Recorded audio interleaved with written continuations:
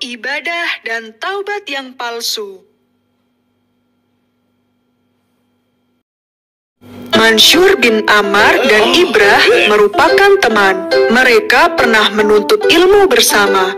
Semasa muda, mereka berlomba-lomba menjadi yang terbaik, baik dalam berperilaku, baik dalam berbicara, dan baik dalam beribadah. Maafkan aku, teman.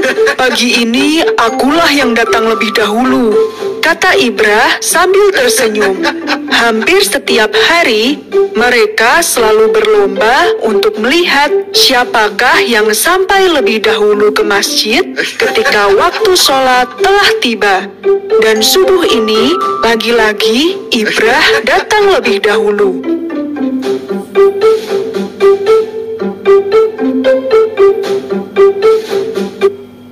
Temanku, sungguh engkau memang hebat. Padahal aku sudah berusaha bangun lebih awal, tapi engkau tetap saja lebih awal. Jawab Mansyur, aku harus lebih berusaha lagi agar bisa mengalahkanmu. Sambung Mansyur lagi. Namun, apa yang diucapkan Ibrah membuat Mansyur malu. Temanku, janganlah engkau berlomba demi diriku. Berlombalah demi Allah Ta'ala. Kau benar sekali, ternyata ilmuku masih kurang. Aku akan lebih berusaha, kata Mansyur. Begitulah, mereka berdua pun dikenal sebagai pemuda yang berakhlak baik. Tak pernah lalai dalam sholat, selalu berpuasa sunnah, dan rajin mengerjakan sholat malam. Ketika telah cukup dewasa, masing-masing dari mereka pun menikah dan memiliki keluarga. Mereka berdua sama-sama sibuk hingga jarang sekali bisa bertemu.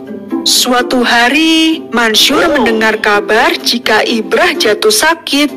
Wahai Mansyur, bukankah engkau kenal dengan Ibrah? Tanya seorang tetangga. Ibrah sungguh hamba Allah yang luar biasa. Tetangga itu lantas bercerita bahwa beberapa waktu yang lalu, Ibrah jatuh sakit yang lumayan parah. Namun, dia bisa sembuh dan pulih dengan cepat. Dan menurut para tetangganya, itu berkat pertolongan Allah kepada hambanya yang ahli ibadah.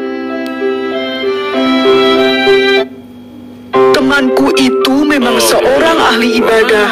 Tentu saja Allah Subhanahu wa Ta'ala akan menolongnya dan membebaskannya dari segala macam penyakit serta kesulitan.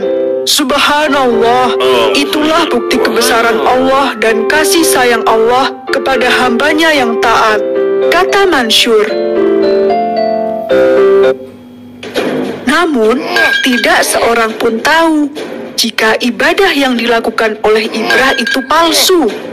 Janganlah engkau menjual makanan dan minuman haram ini.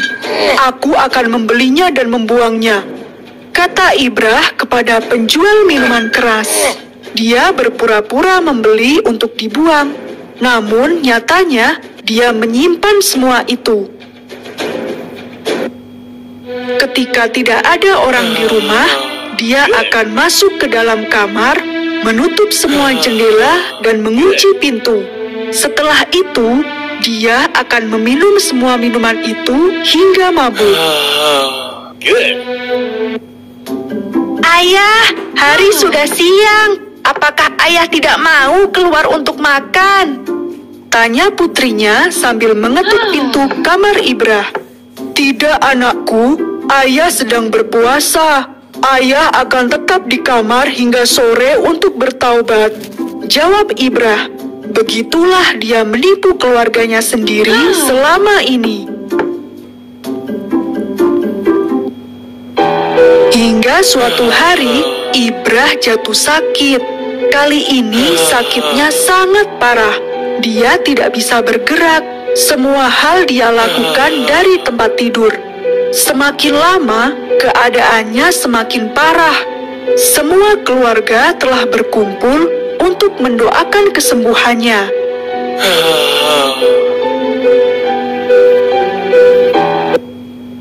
Mansyur mendengar kabar tersebut dan dia merasa harus segera menjenguk temannya itu sebelum terlambat. Maka berangkatlah Mansyur ke rumah Ibrah. Ya Allah, tolong berikanlah jalan yang terbaik bagi teman hamba. Doa Mansyur selama di perjalanan.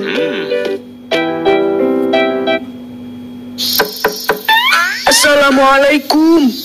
Mansyur mengetuk pintu rumah Ibrah. Seorang perempuan muda muncul dari balik pintu. Dia menjawab, Waalaikumsalam. Mansyur lantas memperkenalkan diri. Namaku Mansyur. Aku adalah teman ayahmu. Jika diperbolehkan, aku ingin menjenguknya. Ayah ada di dalam kamar, Tuan. Mari saya antar. Jawab anak perempuan Ibrah. Saya sangat senang Tuan ada di sini. Semoga kehadiran Tuan bisa membantu ayah saya. Awalnya, Mansyur tidak paham dengan apa yang dikatakan oleh anak temannya itu. Dan setelah dia bertemu dengan Ibrah, barulah dia paham. Temannya itu sudah diambang kematian. Namun, sama sekali tidak bisa bertaubat. Temanku, ucapkanlah, La ilaha illallah. Bujuk Mansyur. Dia tidak tega melihat derita yang dialami oleh Ibrah. Berkali-kali mencoba, tapi Ibrah tetap tidak bisa mengatakannya. Tidak bisa, aku tidak bisa. Allah telah menjauh dariku. Teriak Ibrah. Bagaimana mungkin Allah menjauh dari hambanya yang taat? Tanya Mansyur. Mari, ikuti kata-kataku. La ilaha illallah. Kejadian berikutnya sungguh memilukan hati. Aku tidak bisa mengucap kalimat tauhid itu. Mulutku selalu terkunci setiap kali aku ingin mengucapkannya. Kata-kata Ibrah ini membuat semua orang yang ada di rumahnya terkejut. Aku adalah ahli ibadah palsu. Aku tidak benar-benar bertakwa. Aku melakukan semua itu hanya untuk dihormati. Kemudian, Ibrah menceritakan semua perbuatannya selama ini, termasuk kebiasaannya berjudi, mabuk, dan hal-hal haram lainnya. Setiap kali jatuh sakit, dia akan bertaubat dan berjanji tidak akan mengulangi dosa-dosanya. Namun, setelah Allah menyembuhkan penyakitnya, dia akan kembali lagi pada dosa-dosa itu. Dan kali ini, Allah telah menutup semua pintu taubatnya. Bahkan di saat terakhir pun, Ibrah tidak bisa bertaubat. Mulutnya seperti terkunci. Inilah hukuman bagi orang-orang yang beribadah bukan karena Allah.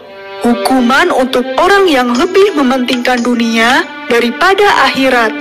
Marilah kita perbanyak menyebut La ilaha illallah hanya karena Allah Ta'ala.